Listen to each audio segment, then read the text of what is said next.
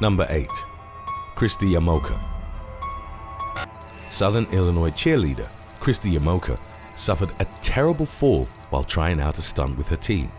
She hit the floor head first from a height of 15 feet, which is about half the length of a London double-decker bus.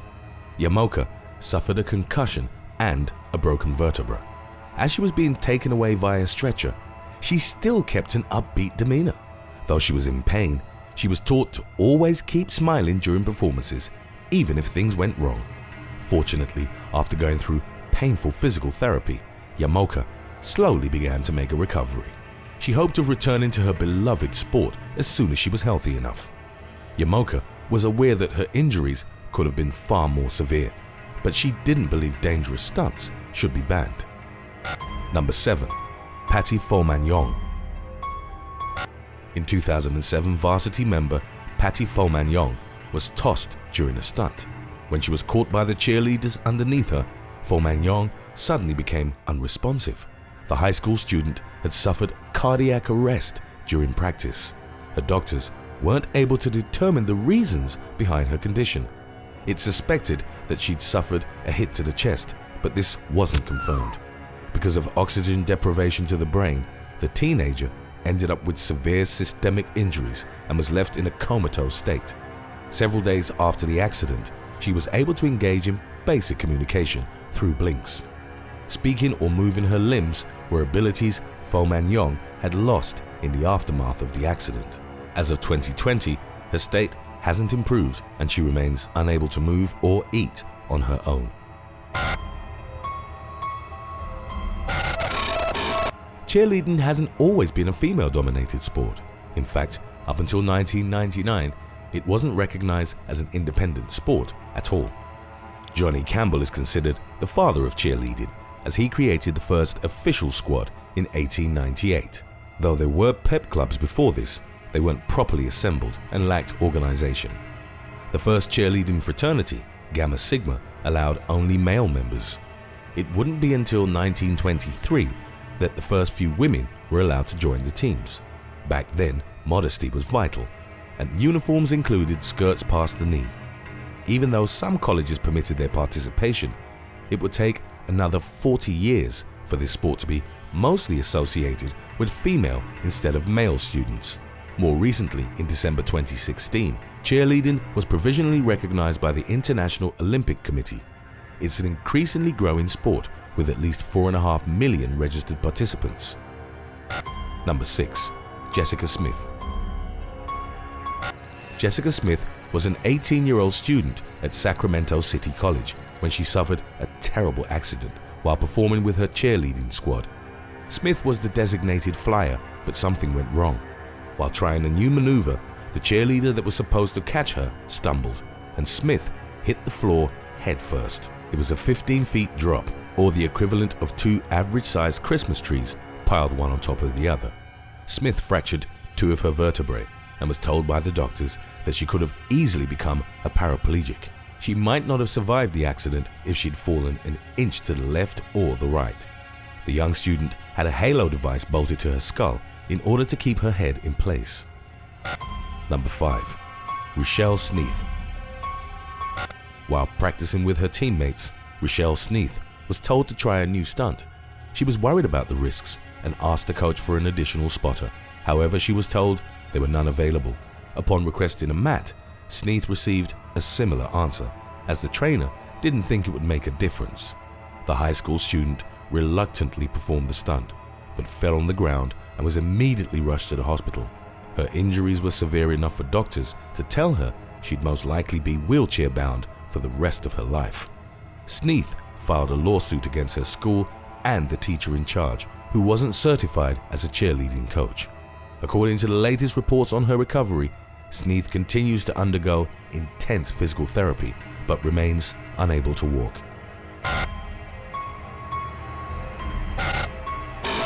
Cheerleading began during the 1800s in colleges around England. It soon found its way to American universities, and throughout the 1900s spread worldwide as a popular activity for athletic young students. It's also practiced during several professional sporting events as a sideline entertainment. the United States quickly embraced the activity. It became such an icon of the high school and college experience that 4 different presidents joined cheer squads in their youth. Roosevelt at Harvard, Eisenhower at West Point, Reagan at Eureka, and Bush Sr. at the Phillips Academy. Even China eventually embraced this sport, setting a world record back in 2018. The largest cheer was accomplished by 2,102 people in Zhejiang and has been added to the Guinness Book of World Records. Another similar world record was set in New Zealand in August of 2017, when 60 girls created a single giant pyramid. Number 4. Laura Jackson. When she was 14 years old, Laura Jackson was practicing a few stunts she had learned during her training sessions as a new cheerleader.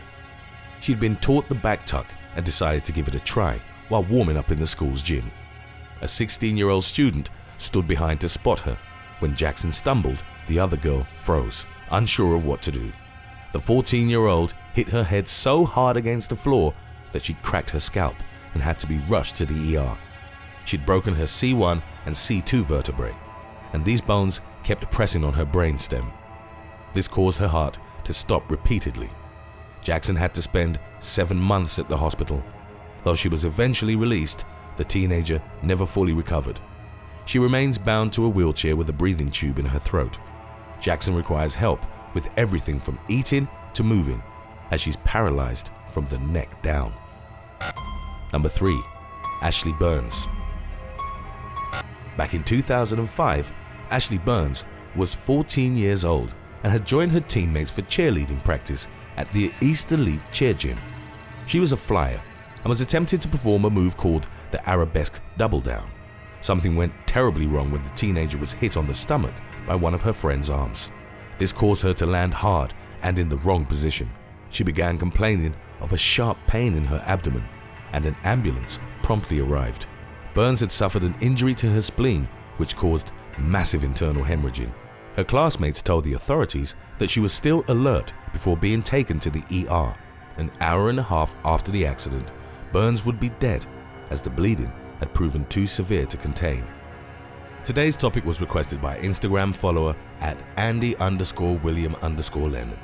If you have any other topics you'd like to learn about, subscribe and let us know in the comments section below. Or follow us on Instagram and reach out to us there.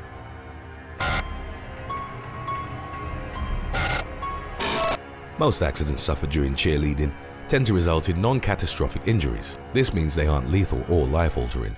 Roughly 52% of these incidents are related to sprains, while only about 16% involve fractures and dislocations.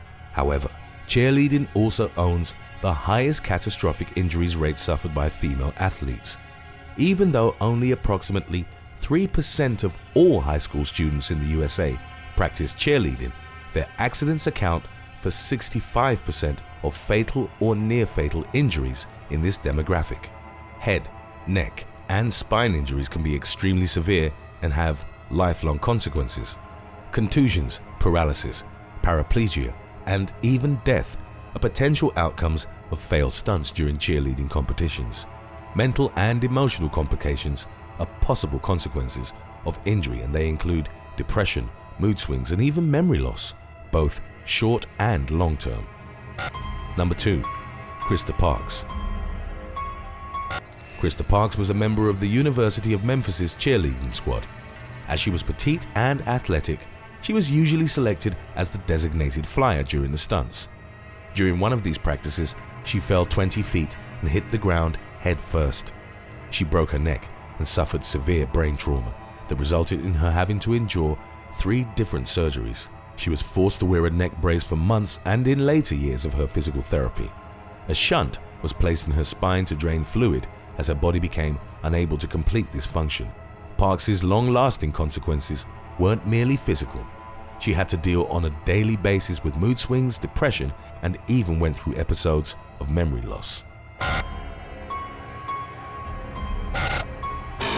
The National Center for Catastrophic Sports Injuries has highlighted the importance of exercising caution while performing dangerous stunts.